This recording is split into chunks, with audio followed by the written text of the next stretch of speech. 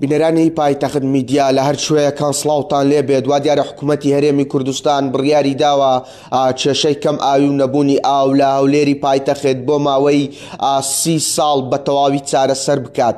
بۆ ئەمەش پرۆژەی فریاگوزاری ئاوی خێرای ڕاگەیاندووەوە بڕیارە لە ساڵی داهاتوو پرۆژەکە بە کۆتایی بە تەواوی کۆتا بهێت و کێشەی نەبوونی ئاو چارەسەر بکات بۆ ماوەی 30 ساڵ. من بۆ ئەمە بەستە دەمەوێت گفتوگۆ لەگەڵ کاک ڕابەر حوسێن بەڕێوبەری ئاوی هەولێر بکەم. کاک ڕابەر سڵاوت لێبێ، سوپاس بۆ ئەم دەرفەتە. پێم بڵێ پرۆژەی فریاگوزاری ئاوی خێرا لە هەولێری پایتەخت چۆن بەڕێوە دەچێت؟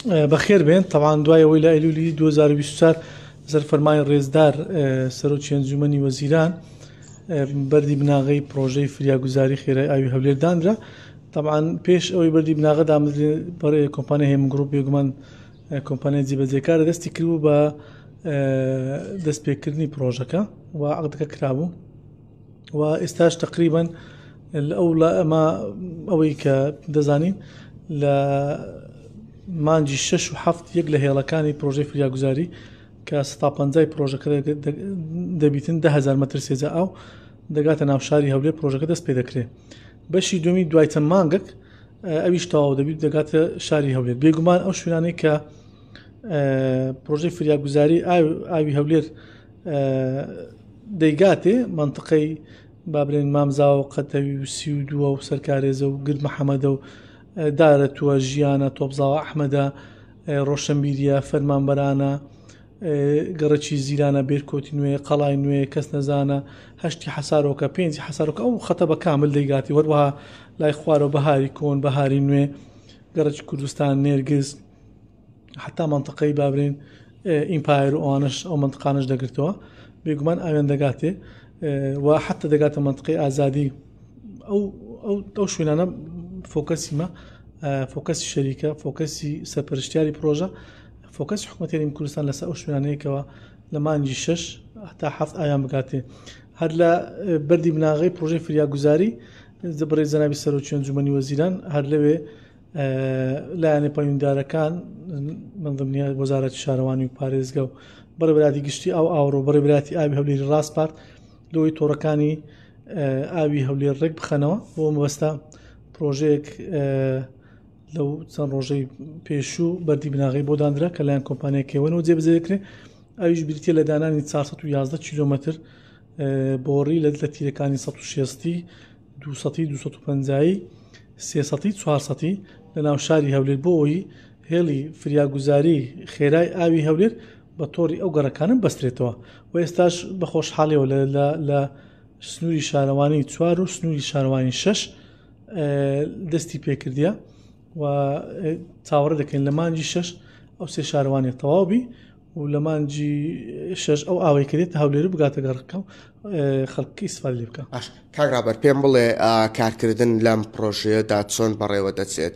ئایا بە خێرایی بەڕێوە دەچێت یاخود بە سستی؟ بەخۆی لە ڕووی بە گوژمەوە نزیک 170 پرۆژەکەی تەواو بووە 75 بەڵام لە ڕووی ئیشکردنەوە بابرێن تقریبا 150 زیاتری تەواو بووە.